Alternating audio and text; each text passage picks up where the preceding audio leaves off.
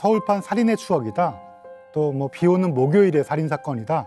그러면서 지금 서울에 연쇄살인이 벌어지고 있다든 이런 내용들이 대대적으로 보도되기 시작했습니다. 최근 서울 서남부 지역 4km 반경에서 4건의 부녀자 흉기 피습 사건이 잇따르고 있습니다. 이게 2004년 1월부터 5월까지 서울 서남부 지역 일대에서 발생한 유사 사건을 정리한 건데, 그런데 이 사건에서 가장 중요한 사실은 사건 현장에 범인이 흔적이 남았다는 건데요. 족적입니다.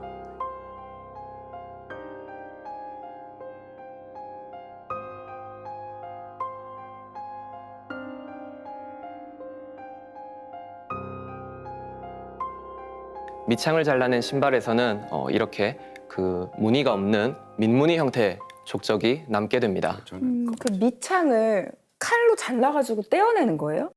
네, 그렇게 한 경우가 일반적으로 많았습니다. 거의 그냥 이렇게 발일 자국이다라는 거 외에는 뭔가 단서가 안 남네요. 이렇게 신발의 다른 특징적인 어떤 동그라미나 선 같은 문양을 다 모두 지운 것을 알 수가 있습니다. 그러니까 족적을 안 남기려고 신발을 안 신고 양말만 신고 다니면 의심을 사는데 그렇죠. 저렇게 밑창만 제거하면 겉으로 봤을 때는 그냥 신발을 신발이. 신고 있는 걸로 보이겠네요. 근데 제가 그냥 딱 봤을 때는 신발 형태 말고는 단서가 될 만한 걸로는 잘 안 보이거든요. 네, 아시는 것처럼 그 신발마다 다른 밑창의 문양을 이용해서 신발의 종류, 브랜드, 모델명 등을 알 수 있는데 아무래도 밑창의 문양이 없다면 그 신발의 종류나 모델 등을 추정하기는 어렵습니다.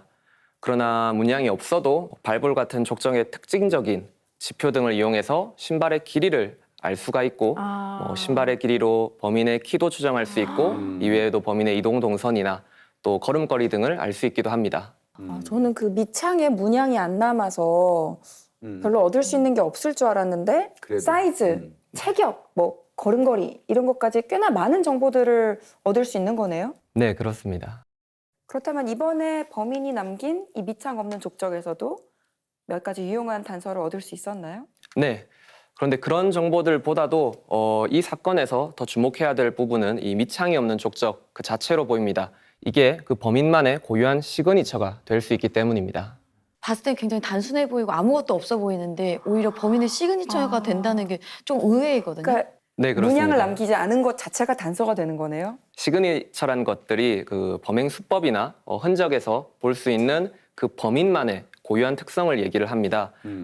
이 사건 같은 경우에는 범인이 신발을 바꿔 신거나 또 이렇게 밑창을 도려내면서까지 족적에 꽤나 신경을 썼는데 그렇게까지 하면서 자신에 대한 단서를 최대한 남기지 않으려 했습니다. 그런데 이렇게까지 하는 범인은 굉장히 드뭅니다. 그래서 이 밑창이 없는 족적이 범인만의 독특하고 특별한 특성을 나타내는 시그니처를 할 수 있고 그 범행과 범인을 이어주는 연결고리가 됩니다.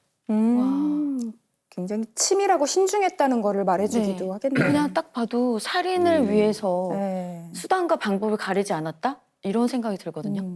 결코 오발적인 건 아니었을 테고요. 예, 미리 다 준비를 했음을 알 수가 있습니다. 범인이 남긴 거라고는 아까 족적 나왔었지 않습니까? 상당히 수사는 그 난관에 봉착할 수밖에 없었던 그런 상황이었습니다. 근데 그럴 때쯤에 이제 뭔가 검거에 도움이 될 만한 단서가 하나 발견이 됩니다. 그 벌집 문양의 장갑푼이 발견이 됩니다. 피해자 집안에는 저런 문양의 장갑을 쓰지를 않았어요. 네. 그렇다면 바꿔서 얘기하면 이건 범인이 가지고 온 장갑이라고 볼 수 있겠죠. 그래서 과수대에서 이 장갑푼을 채취하게 되는 겁니다.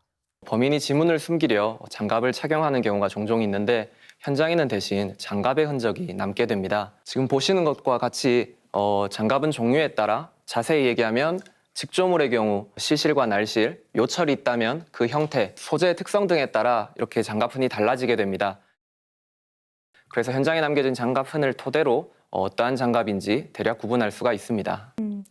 그런데 아무리 좀 독특한 문양이라 하더라도 육안으로는 잘 발견하기가 어려울 텐데 어떻게 확인할 수가 있죠? 그 장갑흔을 구성하는 물질은 지문을 구성하는 구성 성분이랑 크게 다르지 않습니다. 그 지문 피부에서 직접 나오는 그런 땀샘 분비물을 제외하면 일상에서 접촉 등을 통해서 다른 피부의 분비물이나 또는 오염물질 등이 묻는 것은 지문이나 장갑흔과 동일하기 때문입니다. 지문할 때 많이 보셨을 분말로 여기서 장갑흔을 한번 현출해 보겠습니다. 네. 네, 이렇게 장갑을 한번 끼고 장갑끈을 남겨보겠습니다. 투명한 판이었고 아무것도 네. 보이지 않긴 굉장히 하거든요. 살짝 지금. 갖다 대셨어요. 네네. 네, 이건 저희가 지문을 현출할 때 사용하는 분말인데 일반적인 분말이랑 조금 다른 것은 그 자성 성분을 이용해서 자석붓과 함께 사용할 수 있는 분말입니다. 아, 붙네요.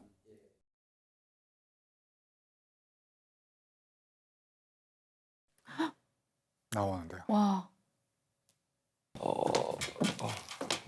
어떻게 보여요. 눈앞에서 이렇게 네. 보시고 보시겠어요? 더 잘 보여요. 진짜 벌집 네. 문양이 딱 보여요. 보여요. 네네. 네, 이렇게 방금 남겼던 장갑의 그 벌집 문양의 흔적을 찾아볼 수가 있습니다. 어떤 사람이 껴도 똑같은 벌집 모양이 나오기 때문에 지문이 아니니까. 그러니까 지금 네. 저희는 장갑만 특정했지 그 장갑의 소유주를 특정하진 않았잖아요. 네, 그런데 바로 누구인지 알 수 있는 지문과 달리 장갑은 바로 누구인지는 알 수 없다는 차이가 있긴 합니다. 그래도 주변에서 해당 장갑을 찾아 추가적인 감식을 하거나 또는 검거된 범인이 가지고 있는 장갑과 대조를 해본다거나 할 수가 있습니다. 딱 특정을 못 하더라도 나중에 예. 잡고 나서 여러 가지 증거 중에 하나로 그런 장갑이 발견된다 그러면 또 이제 보강적인 증거로서 작용하니까요. 장갑품 같은 경우는 대조 증거예요. 그러니까 현장에서 발견된 것과 뭐 범행도가 발견됐을 때 일치 여부에 따라서 독일 범일 수 있다는 확률이 높아지는 거지 직접 증거는 아니에요. 맞습니다. 저기서 나온 문양의 장갑의 생산하는 공장, 매출로 이게 흘러가는 데가 나오겠죠. 네. 그래서 흘러 가가지고 결국 구멍가게에서 팔았다면 구멍가게 주인을 상대로 해서 누가 사갔는지를 추적하는 이런 형태의 수사가 되는 거죠. 용의자 집에 갔는데 그 집에서 그 장갑이 발견이 됐어요. 그러면 딱 매칭이 되지 않습니까? 굉장히 지난한 작업의 과정을 저희가 지금 생략하고 들어가지고 뭔가 그냥 척하면 딱 매칭 이런 게 있는 게 아니었군요. 저희가 상상할 수 없었던 정말 그 추적 끝에 장갑의 주인을 찾는 거잖아요. 정말 놀라운 것 같아요. 그게 바로 이 장갑흔에 대한 핵심인데요. 이런 벌집 무늬의 장갑흔은 현장에서 발견되는 경우가 굉장히 드뭅니다. 네. 일반적으로 목장갑이나 일회용 장갑 같은 경우들이 대부분이었고요. 그래서 다른 장갑흔보다 이 벌집 무늬의 장갑흔이 독특하고 특별한 장갑흔이라고 할 수 있습니다. 벌집 모양의 장갑푼이 결국에는 범인을 잡는 스모킹건 역할을 했었나요?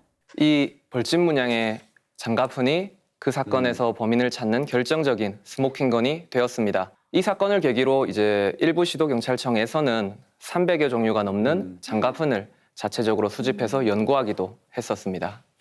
이거 실제로 성과도 있었습니다. 현장에서 발견된 그 이 장갑폰으로 주변 장갑 판매처, 생산 공장 이런 데를 탐문해 가지고 용의자를 특정하고 범인을 검거했던 사례가 상당히 있었습니다.